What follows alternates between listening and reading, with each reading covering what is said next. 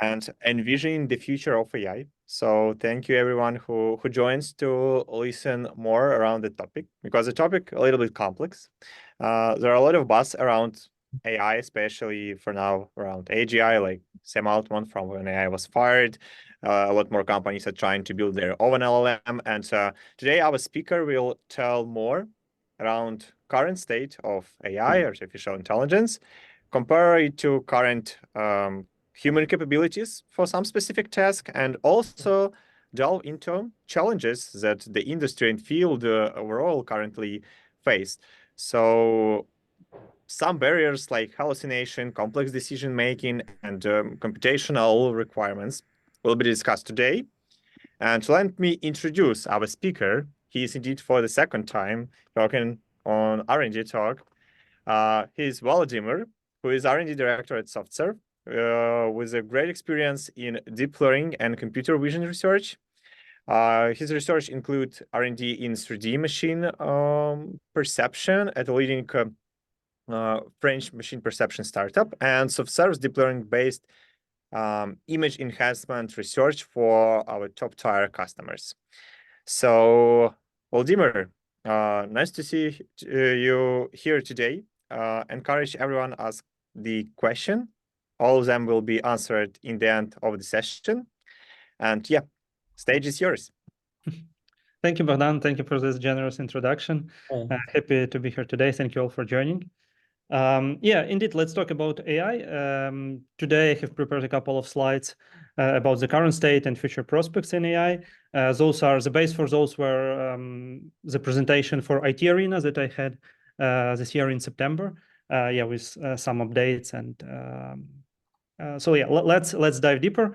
Just also before we start, this will not be explicitly focused on Gen AI, but of course we will mention the topic of Gen AI as well.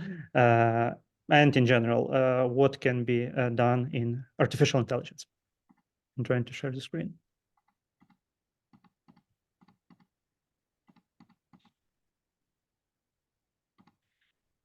Okay, let's start. So before we start, I'd like you to see a video from the film I, Robot from 2004, I believe, and an interesting conversation from there.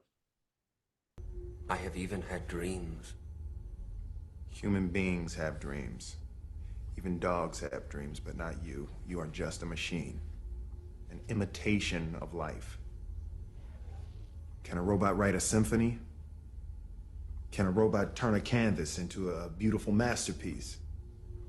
Can you?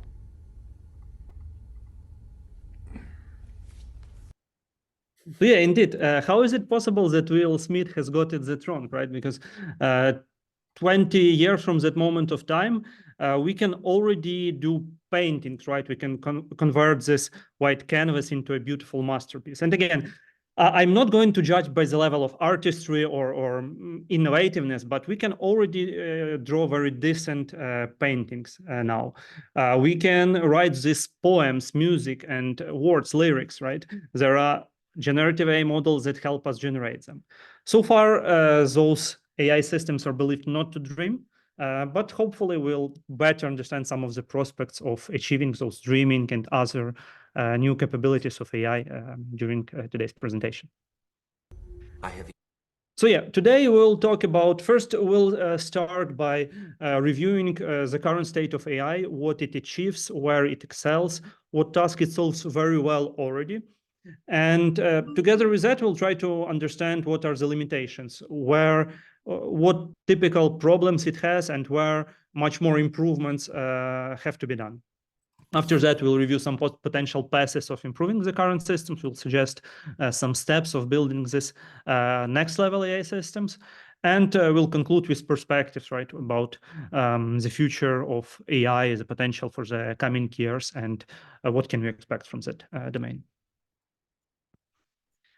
So yeah, let's imagine you are an engineer, first of all. So yeah, you work with either software engineering or you work with even some AI systems, right? You train them daily and you solve different challenges. You try to generalize it to new tasks, to new data. you solve overfitting problems. And then all of a sudden, you have a look on those articles, headlines of the newspapers, right? GPT-4, PAL, MotoGPT. Well, will AI take over the world? Then you read the end of work, which job will survive the AI revolution. People are fearing AIs, and CEO says that AI could replace, like could threat the humanity. And you start to wonder, from one side, you know its limitations, you know how hard is it to train model to make it solve the task in hand. And from the other side, you see all this scaremongering and saying that the end of the world is close, right? And you try to figure out, right, is it really realistic? Why is it? What are the arguments, right? Why do we have such articles? And is it how soon this AI can affect your everyday life? And hopefully, it's already like right. It's already starting, right? Then let's see the second type of headers, like headlines. In this case, like if you are thinking about implementing new features, roll out new products, and you think about integration of AI capabilities. You have your team that has a great idea, but with like simple basic estimations, you see that the cost of integrating the solution may exceed its outcomes, right? It's economically becomes not really feasible, but then you read all those headlines about Microsoft that has huge like valuation, huge investments, Amazon's, all big companies are investing in AI capabilities. Then about big companies saving on efficiencies from integration of AI, like Netflix saves $1 billion a year. And you see huge potential of integration of AI solutions for the government or like on country level that announces from Google, UK, potential to bring 400 billion boost to the UK economy. And so we try to think, right, how to take this decision, whether you should try to invest it now in the initial demos, prototypes, or at which point you will know how AI can improve your business, add new capabilities to your systems, right? Or what new use cases it can enable. And this is also one of the topics, very interesting topics that we'll try to highlight in today's talk and have a look about some prominent applications of artificial intelligence. So first of all, let's understand what are the current capabilities of artificial intelligence. And for this, you can have a look on the plot. On the plot that showcases 8 different tasks. Each of these tasks from handwritten recognition to code generation, and we measure its performance of accomplishing this task with algorithms, AI systems. Here on x-axis, you see the years. It starts from 1998, which is the year of introduction of one of these tasks, one of the data sets, right? Each of these tasks has a respective data set on which we can measure the success of solving this case, and we can report performance. Performance is on the y-axis. It starts from 0. 0 means the initial benchmark, the initial baseline that was introduced in the beginning. And then we have mark of 100%, which corresponds to human level performance. Each of those tasks can be accomplished also by humans. And even for some such simple tasks as handwriting digit recognition, it's typically not 100%. Like recognizing digits on the Risk data set for human takes. Humans usually perform like 99% of accuracy, because you can have some numbers that resemble, like 2 resemble to 1, 1 to 2, or 6 written as 0. And there may be some also mistakes done by human. And what we know that in a number of those tasks, algorithms already achieved higher performance than humans have. At the same NIST digit recognition challenge, algorithms achieve already like 99.8 something % of accuracy, which outperforms human level performance. What we can see from this plot is that big part of the tasks in 5 out of 8 tasks, algorithms already perform better than humans do. Those are very narrow, very specific tasks. And we also can observe that the rate of improvement has significantly increased. Last 3 tasks, or even 4, right, take less than 2 years from the baseline, from the introduction of dataset to achieving its maximum performance. While before it took 10, 15 years to improve the system. It's also thanks to the introduction of the recent AI architecture, such as transformers. And so, yeah, what we also should understand is that those are very specific, narrow, well-defined tasks where AI systems already perform very well. This is in contrast to us humans who can accomplish multiple tasks, multiple different tasks simultaneously. So far, AI systems are not that good at generalization to different tasks.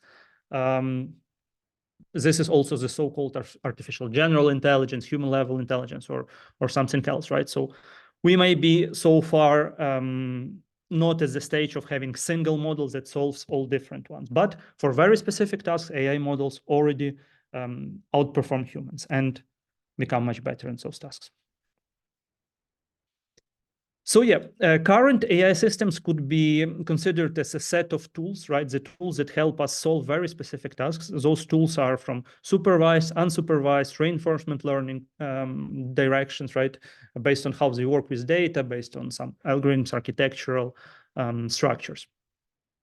Researchers also define the level of human-level intelligence, and we'll probably not dive into these very nuanced definitions of this type of systems. Those are considered to be much more intelligent than current AI tools. OpenAI, by the way, defines it as the level of intelligence at which AI systems will automate the majority of intellectual labor.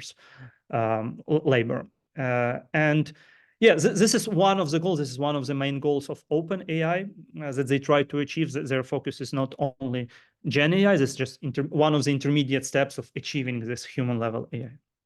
And there is a second type of intelligence called super intelligent systems. Those are also highlighted by researchers mainly to define some of the risks and attract attention to the risks that may be caused with the development of those super intelligent systems. Also, researchers believe that the difference between human level and super intelligent systems will be like very short in time, and once we achieve human level intelligence, super intelligence will be achieved soon afterwards. But still, it's important to discuss potential risks, implications of having these systems, and try to work in this direction even now. So yeah, before understanding how can we build this even human-level AI system, let's review some of the major limitations. And there are many, to be honest. We'll just start with a couple initial ones. First is about goal setting. So imagine you ask a ChatGPT model to write a climate change report. And this is the only like one sentence prompt that you provide to it. And then ChatGPT starts directly typing its answer. It's seen on the image on the left, right? It directly puts introduction, chapters. You already cannot stop it. It generates the report. What is interesting when you ask a human for a similar task, typically a human starts answering multiple questions, like what is the target audience, what should be the format, and many, many other questions. Those tasks for now are not, this type of behavior is not showcased by current AI systems. This is one of their limitations. They simply don't understand what they don't know so far. They try to confidently produce the answers based on your initial prompt that will statistically correspond the most to your initial goals that you select. It also doesn't know that the goals may be more complex than the ones that are initially stated. This is also one of the reasons that we should very carefully specify the prompts, and we should specify all the goals that may be assumed by default by humans. This is not yet the case for AI. And of course, I'm talking about plain GPT models without any additional add-ons or additional built on top systems that can help you ask questions and stuff. The second limitation is about reasoning and planning. When you ask ChatGPT of what is the list of questions that has to be asked before the preparation of the report, it can generate you all these questions that are there, that is in its database. But the problem is that knowing all this information, it is not capable of making sense of it. It doesn't know that it doesn't ask those questions if you set only the goal of generating the report, right? And So another limitation is about its reasoning and planning, because those capabilities are so far not that well developed. They showcase even only some basic type of reasoning and planning so far. This can be compared to some, for example, intuition with respect to more complex intelligence, right? The response that GPT gives you corresponds much more to intuitive answers, the ones that you get the fastest, and that can be wrong, but in most cases, 80% of cases, it satisfies the initial request or the initial questions that you had. The next one is hallucinations. So hallucinations are the facts when the model generates you answers that contradicts like common sense, contradicts factual information. This may be even like positive thing when you try to imagine something new and find like generate some new type of content. But when you want factually correct information, this is like wrong behavior. Hallucinations can be found with different types of modalities: text, image, sound, and other types of data. Here we have an example of, I believe, one of the first versions of Stable Diffusion generating hallucinated images. The first one has wrongly generated hand, and it was a big problem for the models initially, so generating plausible and realistic hands. The second image has problems with generating the eyes of the person. The third image connected two heads in very unrealistic way, right? And hallucinations are a big problem for integrating Gen AI models in real world systems, safety critical systems, because once you cannot trust the system, once you assume that it can generate wrong outcomes, like 20% of cases, then it becomes really problematic. And a lot of work now is dedicated to making these models more stable, generate more factually correct information, and to be more predictable. And also probably one of the final limitations, it's explainability of the models.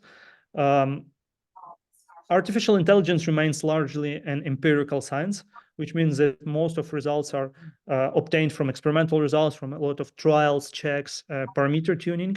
And we don't have like general theory that explains what has to be done to solve specific case.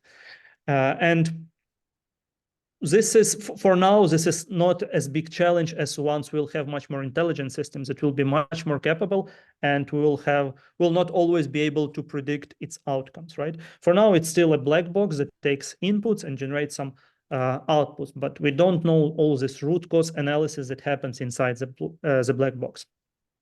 On the left side, you see visualizations of the first layers of neural networks that are believed to be representation of Gabor filters, and also those same Gabor filters, like edges, corners, some simple patterns, are also believed to be found in human brain, in visual systems of human brain. So in this sense, the systems have this similarity, right? Similar type of extracting information on the initial layers.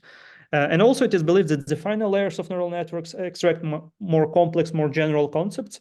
Those can be faces, continents, religions, and much more, right? And here are some visualizations of this much more complex concepts from the final layers of neural network. But what happens in the middle? What are root cause? What can be the root cause analysis? We don't know so far, and this problem, this risk will become even bigger as those systems become more capable and more powerful in the future. So how can we improve our current tools, current systems that we use? And basically there are two directions. One is computational path, and the second is more like biological innovative path, right? Computational path says that scale loss work. And this was one of the main reasons that current language models achieved that huge results. Just by increasing number of compute and data and accurately tuning parameters, you can get much better results. This worked so far, but also there are some limitations that we'll discuss later. For example, even the CEO, still the CEO of OpenAI, Sam Altman stated in April that the era of giant AI models is over, right? That it was something a quote like that in his meeting in MIT, that we need much more innovations to much more new ways of building those AI models to keep this growth and improvement of the result in the domain. And innovations can be found in the intersection of different sciences.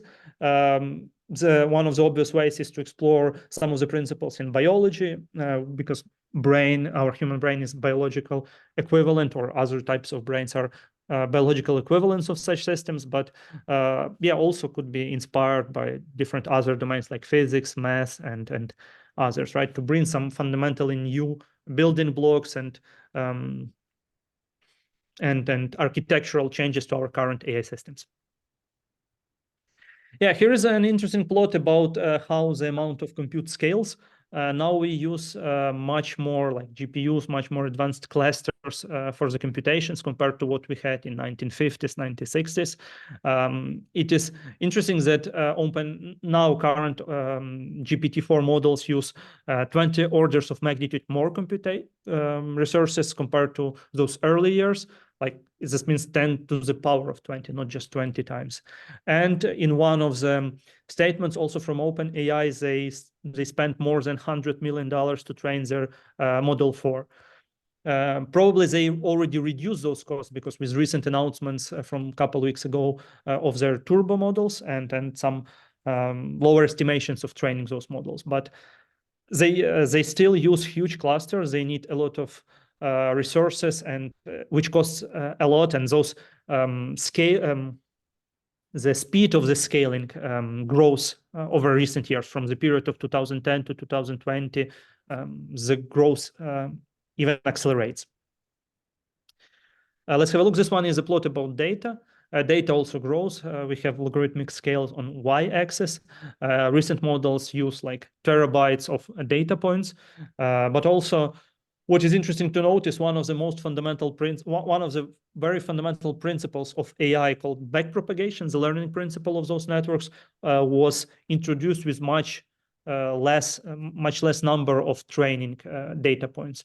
So current, like sometimes iterative improvement of AI models require much more data points that introduction of some of the initial like foundational concepts in AI. And so to get some of these ideas about innovative ideas about how our AI models can work, we can have a look on some cognitive functions that our brain has, like from perception, learning, memory. You have attention, language, and decision-making. Those are some of the directions that are believed to be important functions for the brain, and that inspired a couple also technological decisions or architectures that were introduced over the recent years. Let's have a look on those. So this one was introduced by IBM. It was an example of their cognitive AI system that they patented also like in recent years. We see some similar building blocks here. They have perception that understands the world around them. They have internal motivation system, learning algorithm, and also reasoning, right? And they have this so-called block of knowledge that stores information within it and then generates the output, the results. This one was patented by IBM. This one was introduced by Jan LeCun, believed one of the godfathers of AI. Here we have similar blocks of perception, of configuration, like some sort of reasoning here. He also has this world model that tries to describe some fundamental principles important for the functioning of such systems. So yeah, based on those assumptions and some of the more general cognitive functions, let's try to go through different building blocks of those systems and try to understand what we have at the moment and what we need yet to build to significantly improve the performance of our AI models. And let's start with perception, because this is the one that interacts with the external world and gets insights, collects its insights, right, for further stages of processing. Perception often works as a pattern recognition, but with the pattern recognition principle. Here you have a car, and it can be our systems can detect that this is a car by detecting smaller patterns on it, like wheels and other distinctive parts that are situated in predefined locations that maximize the score of it being a car. And this simple pattern recognition systems can be built in two ways, either based on learning principles or rule-based. The difference is learning-based, they get huge amounts of data. They try to extend the fundamental behaviors and concepts from these data patterns. They adapt really well to the data of similar distribution, then generalize very well to them, but we understand little about its internal behavior, right? There are also systems that are based, that are rule-based, when actually human designs those rules for the system to work. Those systems are much, can be explained much better. Yep, sorry. Okay. Do you have a question? Questions? Yeah. Probably Okay, by mistake. I'll then continue. So yeah, we have rule-based systems as well. Its main disadvantage is that it's generalization. So learning-based systems generalize much better to new data, and rule-based often need to have multiple internal parameters, multiple additional rules for the new types of data, and can fail easily. But at the same time have advantages that we just mentioned. And so if you look on the 8 tasks that we initially reviewed, right? 5 of them that achieve superhuman performance are based on this pattern extraction systems. They don't imply any more complex behavior on top. They typically need just to extract carefully the patterns and compare patterns between them. And we can see that those AI systems that extract patterns work really, really well, better than humans do. And so this is one of very straightforward domain of application of AI systems. The tasks when you need to understand very complex, not obvious patterns that even human will have, that will be difficult even for humans. For this in general are very good use cases and applications of AI systems. And at the same time, here we have a couple more tasks that are in progress to achieve human level performance, but those tasks typically require a couple stages of more complex reasoning on top of simple pattern extraction. So this showcases that AI-based systems are very good in this extraction of patterns. And we had also one of the projects in a similar domain in SoftServe R&D. Here we were working with automatic quality inspection companies that had initially some rule-based, 3D-based systems of inspection of different components, while integration of different rule-based plus learning-based algorithms, we help them achieve, boost their performance, recall accuracy, and significantly reduce the cost of replacement of components that had anomalies. So yeah, this is one of the case of practical application, right? You just extract patterns of a given query image and you compare it to some template that is believed to be a good component without anomalies, and by comparing those patterns, you can avoid sending wrong components to your customers, bringing back, replacing, etc.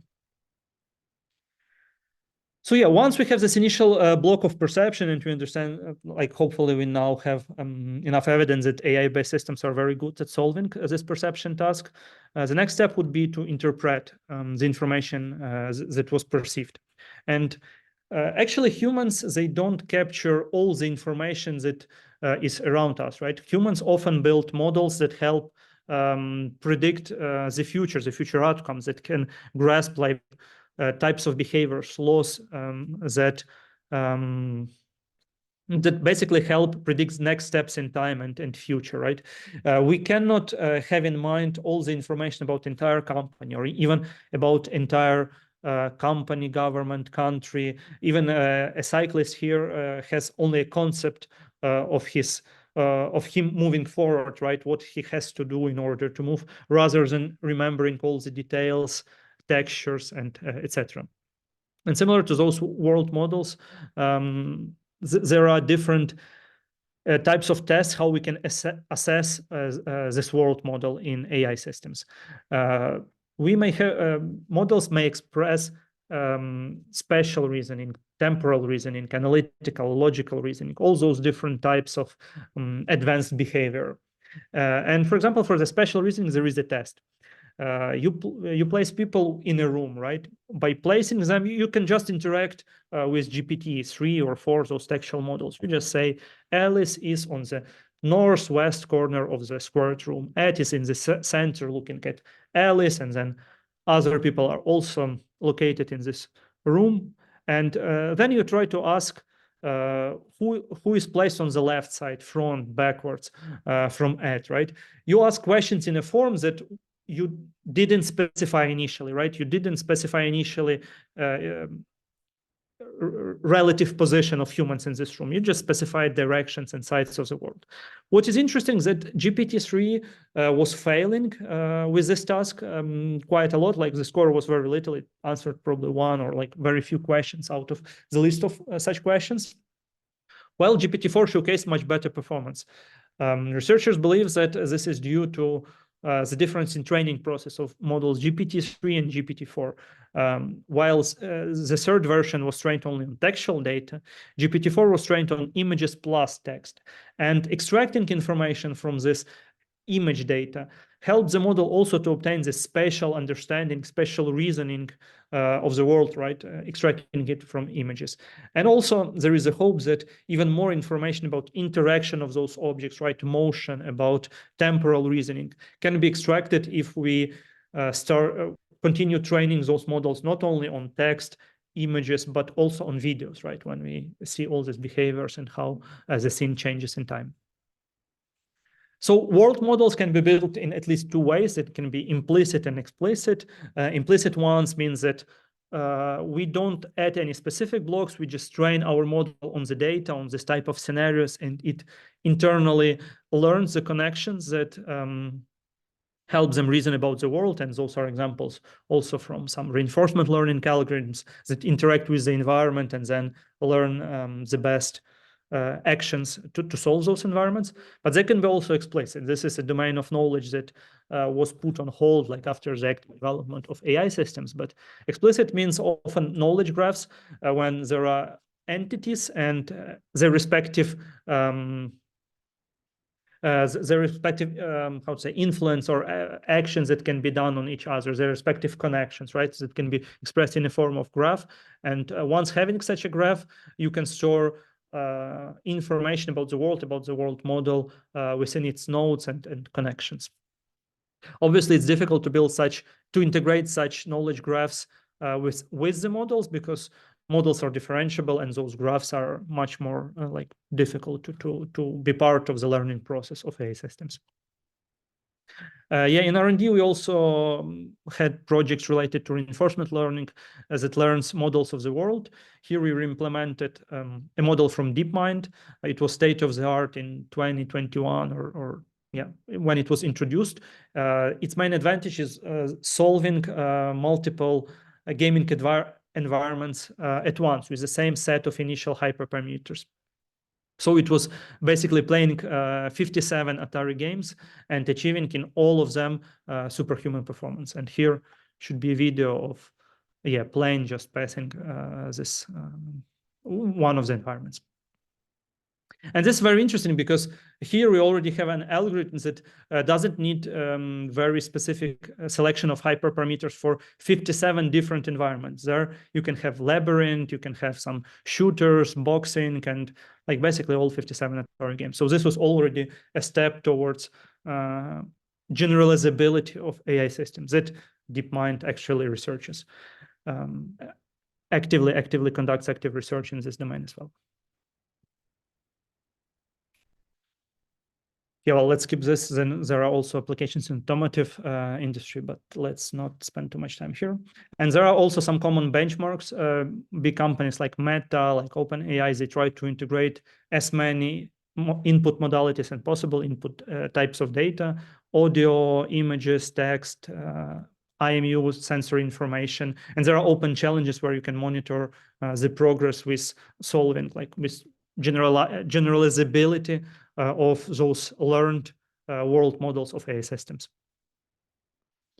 So once we have this, we already know how to extract the data very well. We know that the next block is the world model that understands the complex principles of the world, probably laws of nature. Then we need a place to store the model. To store the model with respect to additional data, with respect to some temporal data. There are a lot of stuff you should store. And for this, you need a memory, right? Memory has to comply with a certain number of criteria. It should be, you should easily read, write, store their data, access it, right? Some of those basic principles. But we also should keep in mind that world models may be multiple. It may be not enough to store only one world model due to sometimes scientific evidence is not conclusive. Sometimes people don't agree on some facts, on some information. There are also cultural differences between different countries, nations, and that may require storing different versions of those models. So memory becomes really important.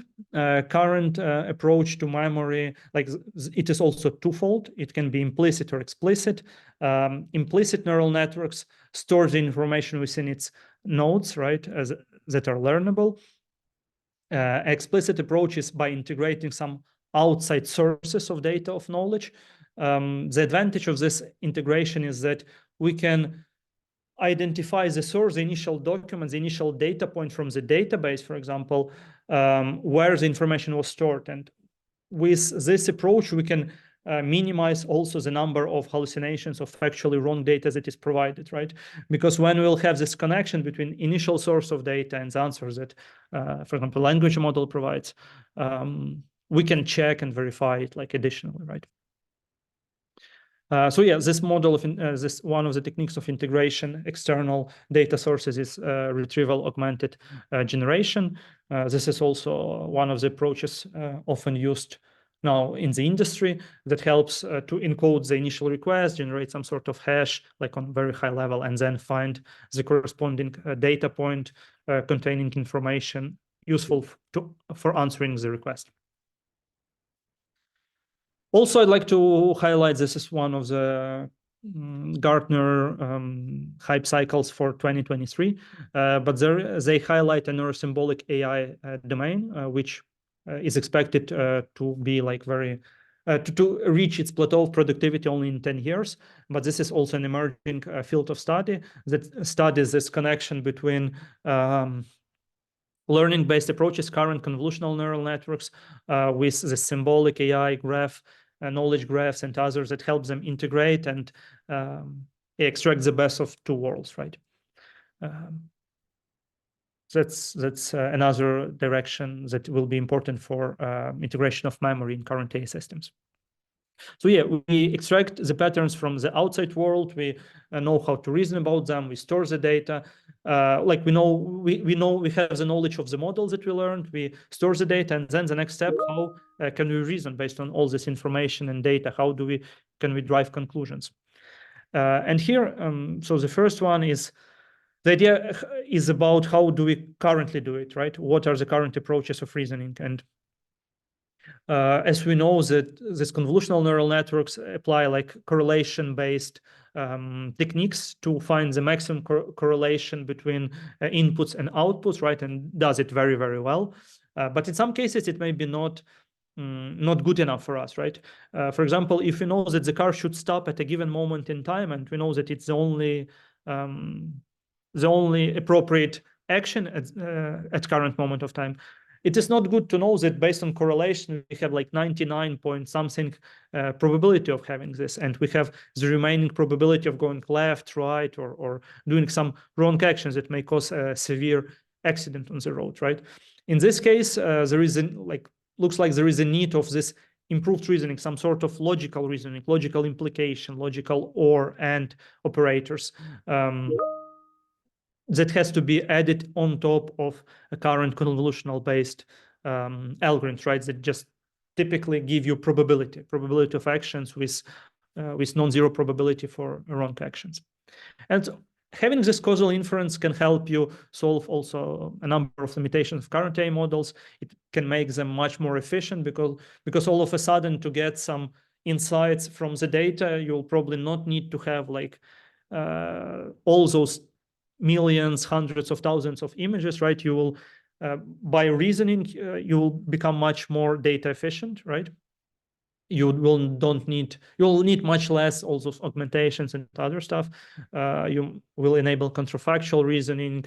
Probably even robots will navigate much easier in the environment because they will understand that there are root cause analysis of their different actions. Also will eliminate spurious correlations. Here on the bottom right, there is a plot that ice cream sales and shark attacks are correlated. And the peak is in July, August of a year, right? Which makes little sense. In reality, there is another variable that corresponds to the number of heat, the number of sunlight, that actually causes both of those events. And then they are correlated.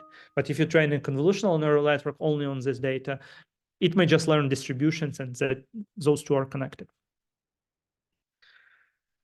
Okay, so here again, no surprises, there is explicit and explicit ways of building such reasoning approaches. Implicit, basically, when you learn a degenerated distribution, which will have maximum in one single value and the others will be zeros. But again, this is not guaranteed to be always the case, that the other values will have really zero probability. And the other is explicit also by integration of formal logic, mathematical logic into AI systems, which is tricky based on the learning nature of current AI systems at learning those explicit systems, making them differentiable may be also a problem. Here are a couple projects where we analyzed multiple parameters of healthcare systems. This were also projects of SoftServe R&D team, along with other teams of SoftServe. So there are two main use cases. The first one was about building very tailored learning scenarios, like learning mechanisms for patients based on their history, based on their treatment history and other parameters, right? You have many different ones, and you need to find the ones that really cause you as a final effect and exclude all those that are just spurious correlations. So this very personalized treatment, personalized medicine. And the other was about building treatment scenarios also for specific medicines that will work better than just heuristics and common knowledge, right? Actually trained on data when you find the best way and best dosage and the best regime of treatment. And one more thing from Gartner, you can follow this progress in causal AI domain. Causal AI studies this intersection of logical reasoning with statistical approaches, convolutional neural networks. It's known that causation is not equal to correlation, and we discussed it before. And it is also believed a huge source of progress to achieving this very capable intelligent systems. Apologies for the noise, by the way.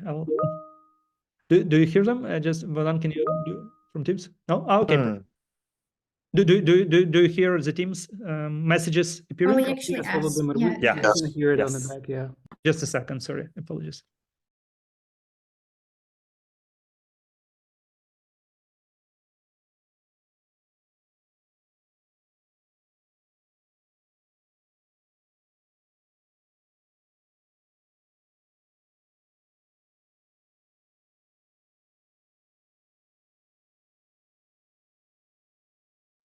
Should be better now. Okay, so yeah, causal AI, also very interesting domain, the one that should significantly have a huge impact on the progress of AI. So once we have all these building blocks, we extract patterns from the world. We know we can reason about complex models of the world, store them, and have this more complex way of reasoning beyond correlation only. The next question is what we want to achieve, right? What are the goals of those intelligent systems? Because as we saw on one of its limitations, it understands only the initial goal specified in the prompt. But is it good enough to make really for a very like intelligent and capable system, right? And here also there are a lot of ideas on how can we define like sort of meaning for such models, meaning goals, like complex goals. Those complex goals may be built on different principles. Some of the principles can relate to like basic fundamental physical concepts like energy minimization, for example, right? That just the model has some definition of energy model, and it just tries to minimize this energy, which is a fundamental law of nature. And having such principles, the AI model will be able to learn and achieve more complex goals. There are other ideas of like self-preservation, like extending its ensuring its future behaviors that may result in lots of duplicates of those AI models, and different other also biological inspired or other concepts and complex goals for AI systems. But so what is important to keep in mind that once we define such goals, we should be sure that they're aligned with our human values, because having an agent, a complex model that achieves superhuman performance, outperforms humans, and have its own goals that will be not aligned with humans may be dangerous. You wouldn't like to compete with superhuman like system in the future. And this alignment can also be done in a way similar to reinforcement learning algorithms behavior. Like this, one of the ideas that you will have some connections like this backward cycles that will ensure that the agent is aligned with environment, with our goals, and with what we expect from those agents, autonomous agents, human level agents, etc. And so what use cases may be enabled, they're really, really different, because once this model knows that there is more complex goals, more complex objectives, it knows that sometimes when it understands it doesn't have all the required knowledge, it may go to explore, to discover new data, new principles, to learn to additionally, right? It may make like future discoveries, express this innovative approach, not only replicating what was there before, but really achieving something new and showcasing significant progress in scientific discovery as well. Once we have all these complex software blocks, right, it's really important also to keep in mind the hardware part, because software and hardware are often developed together. Current AI systems are the ones that work very well on GPUs, and it is even possible that there are much more capable algorithms already there that can express much complex behavior. But if they cannot run efficiently on GPUs, then they get much less attention, that they are much less developed. And so this will be also a connected progress. This is already a strategic initiative for a couple of governments that invest a lot in semiconductor industry, that try to develop new chips, new types of hardware, or even secure its own provisions, right, that will increase in the future. Also hardware, this two blocks of software and hardware have to become much more energy efficient. As we can check for ChatGPT-4, it has order of trillions of parameters and consumes around 5 watt-hour for each request. Once you type one request, it spends this amount of energy to process it and generate the output. And our, for example, human brain, which may be a biological equivalent, consumes similar amount of energy for like tens of minutes of functioning, right? And can generate much more complex outcomes, may be much more, how to say, may accomplish much more complex tasks. And this is a sign that having much more parameters and using less energy for similar tasks, our brain is much more efficient. And of course, the reason for that is like could be different, and researchers are still studying the differences, but it is believed that, for example, a human brain is not digital. It is a combination of digital and analog processing that may significantly boost its energy efficiency. Also, here are two types of new hardware that may also have significant impact on the future hardware systems. On the left side, you see a Loihi chip from Intel. This is an example of this biologically inspired neuromorphic computing chip developed that is closer to the way human brain function. And this is already probably a second generation of this Loihi chip, but it also requires very specific algorithms. There are typically this like firing neurons that aggregate signal and then fires once the signal reaches a threshold, like this so-called spiking neural networks, and other algorithms that are very different from the ones we have now. Yeah, on the right you have a quantum computer, and which can have also like its advantages, and quantum algorithms have may have advantages for solving specific narrow tasks, but being much more efficient in those tasks. Yeah, so hardware, software, this balance is important, and this is also one of the points to retain, that the progress only in software may be not enough at this point. Yeah, here's a slide just discussing some of the limitations, how they are addressed with different building blocks that we just discussed, but probably will not stop too much here. There are also important questions of safety and security when we build such AI systems. The first one is this scientific alignment, right? That in case of major accident, nothing will happen. Systems will still work, no matter there's tsunami, there is any other disaster. They will still perform as expected, and they will not get out of control. Human alignment we already mentioned. We don't want to compete with superhuman systems, and this also has to be addressed, and much more effort should be spent not only to building those highly capable systems, but also assessing their how are they aligned with the values and what risks they represent. And yeah, and the last one is natural selection again. Once it's aligned, it shouldn't get out of control, and we should pay attention, because potential consequences and risks may be significant.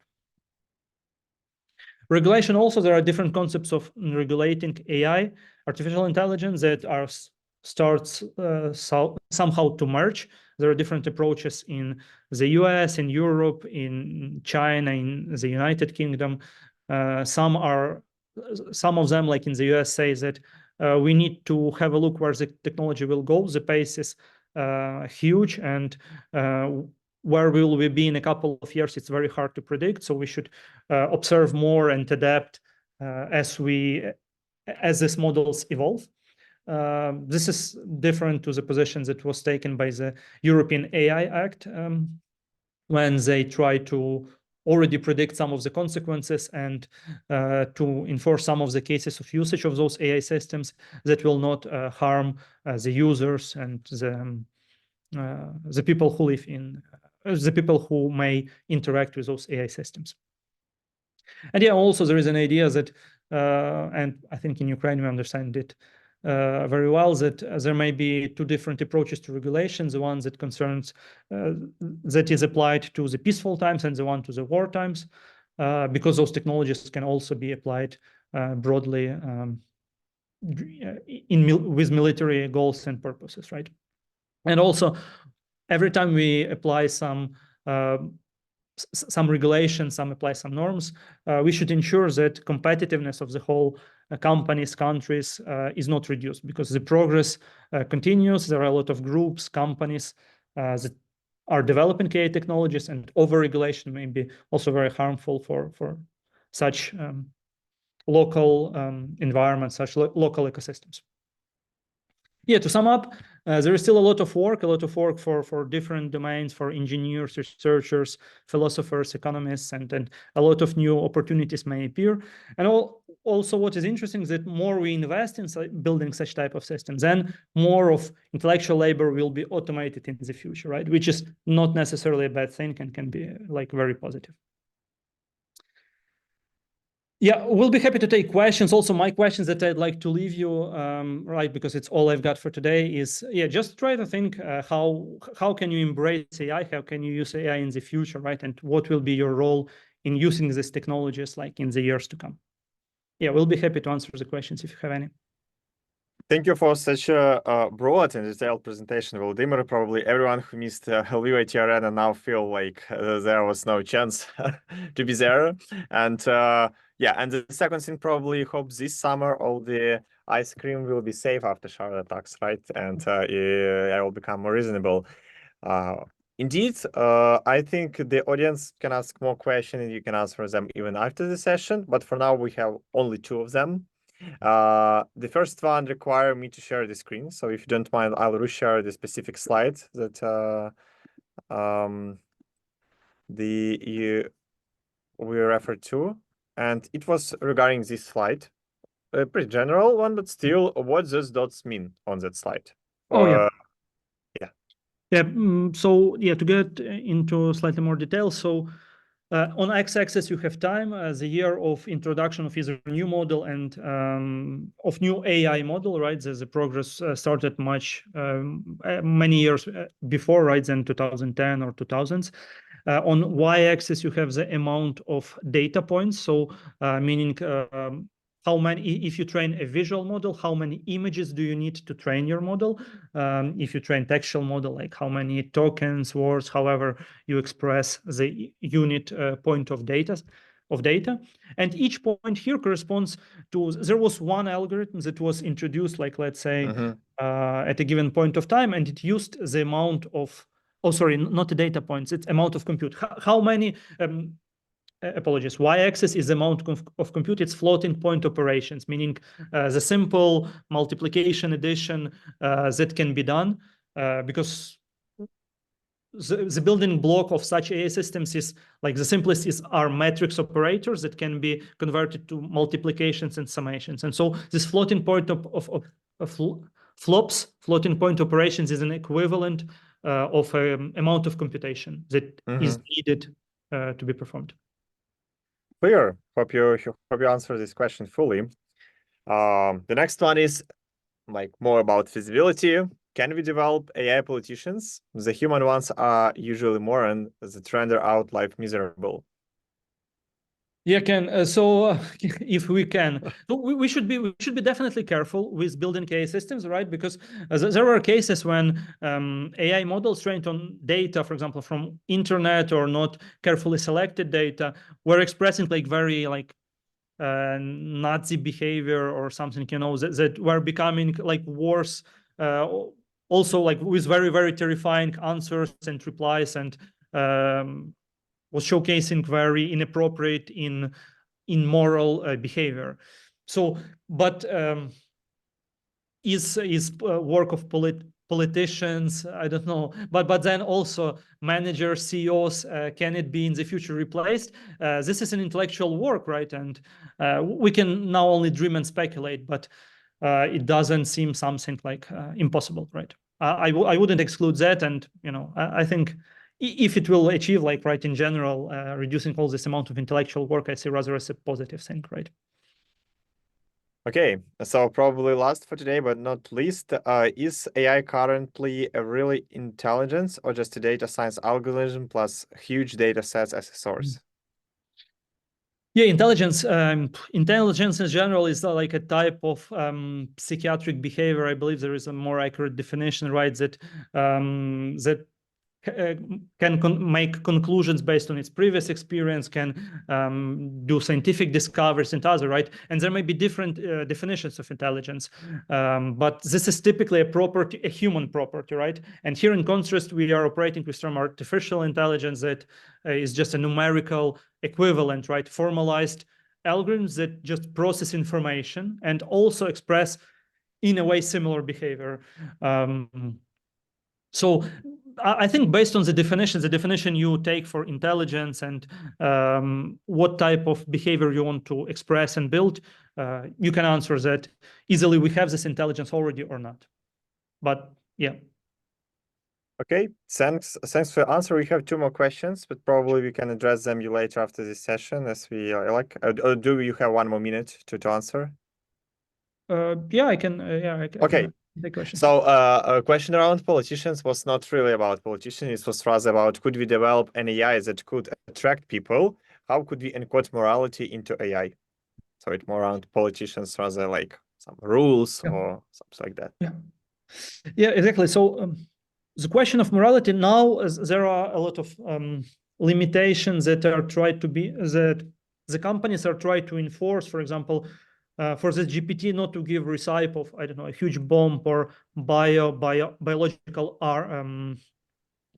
weapon, right, or other stuff. But all those rules can, some of those rules can be tricked. The model can be tricked and still provide this information if you reformulate your initial request. And so at the moment, I don't see that we already know how to implement those rules, moral rules and other. But one of the directions of its implementation is, in my opinion, integration of this logical reasoning, right? Logical reasoning implications that are not just statistical concepts, right? 99% we don't do that, but still there is 1% we do it. But really like implications, logical and or that will enforce some sort of behavior. In this way, I think we still have to do this progress. And of course, there are many more questions about what rules to encode. Those rules can be different for different countries, for different like regions, etc. But I think this is still a direction when we can do much more progress. Thanks, Volodymyr. And so a question from our colleague, he told that it was amazing and he'd like to bring it in front of our sales team. So will you be at Ischio in the US in January? Yeah, by the way, January, where will it happen? Is it in place or like we can discuss actually? Yeah, we'll be happy to present, to discuss, and always happy to share more information, or if you have some specific cases to discuss, feel free to reach out, Teams, email, wherever. Okay. Thank you so much, Volodymyr. Thank you for the great session, and thank you for all the participants who has joined us. So have a good day and see you next time. Thank you. Take care.